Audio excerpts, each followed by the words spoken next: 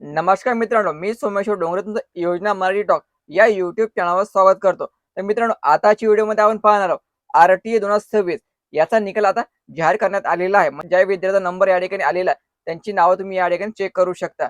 तर तुमच्या मुलाचा नंबर लागला की नाही लागला, हे तुम्ही एका मिनिटात आपल्या मोबाईलमध्ये तपासू शकता. ते कशाप्रकारे तपासावं लागेल याचीच माहिती आपण या व्हिडिओमध्ये पाहणार आहोत. तर यासाठी तुम्ही हा व्हिडिओ शेवटपर्यंत पाहायचा आणि चॅनलवर नवीन असेल चॅनलला सबस्क्राईब करा. बघा मित्रांनो, तुम्हाला काय करावं लागेल, Googleवर जाऊन आर-टी सर्च करायचं. ठीक आहे. आर-टी टाकलं तर अशा प्रकारचं इंटरफेस तुमच्याकडे ओपन होणार आहे. या ठिकाणी बघा, पहिली वेबसाईट येणार आहे student.maharashtra.gov.in RT25% ॲडमिशन पोर्टल. तर तुम्हाला यावर क्लिक करावं लागेल. ठीक आहे. तर क्लिक केल्याबरोबर अशा प्रकारचं इंटरफेस तुमच्या समोर ओपन होणार आहे. तर खाली खाली यायचं. खाली खाली आल्यानंतर या ठिकाणी बघा तुम्हाला दिसत आहे अर्जाची स्थिती. ठीक आहे. अर्जाची स्थिती दिसली तर यावर तुम्हाला क्लिक करावं लागेल.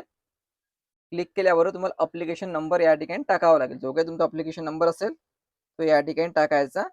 त्याला युजर आयडी म्हणतात. युजर आयडी नंबर टाकायचा. ठीक आहे. आपण एक युजर आयडी नंबर टाकू.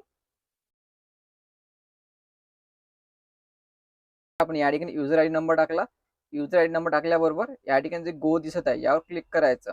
तर बघा मित्रांनो, या ठिकाणी म्हटले the application is not selected in any school.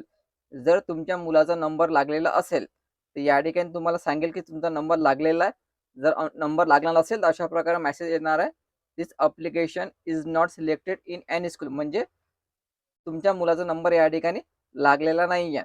तर या ठिकाणी तुमच्या मुलाचं नाव या ठिकाणी येणार आहे आणि त्याचं सिलेक्शन झालं की नाही झालं हे या ठिकाणी येणार आहे. अशा प्रकारे तुम्हाला चेक करावं लागेल तुमच्या मुलाचं सिलेक्शन झालं की नाही झालं. तर जर सिलेक्शन झालं तर तुम्हाला एक हॉल तिकीट, एक प्रवेशपत्र मिळेल. तुमच्या लॉगिन आयडीमध्ये जाऊन ते प्रवेशपत्र काढून घ्यायचं आणि जे शाळा भेटेल त्या शाळेमध्ये ते दाखवायचं. डॉक्युमेंट घेऊन संपूर्ण चौकशी करून घ्यायची. ठीक आहे.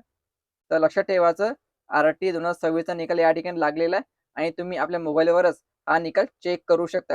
तर मित्रांनो, आपण संपूर्ण माहिती या ठिकाणी पाहिलेली आहे. तुमचा मुलाचा नंबर लागला की नाही लागला, तुम्ही तो कशाप्रकारे चेक करू शकता आता. जर तुमच्या मुलाचा नंबर या ठिकाणी लागला नसेल, तर आणखी याची 10-12 दिवसांनी दुसरी यादी जाहीर केल्या जाईल आणि आणखी तिसरी यादी जाहीर केल्या जाईल. म्हणजे अशा एकूण 3 याद्या या ठिकाणी जाहीर केल्या जातात.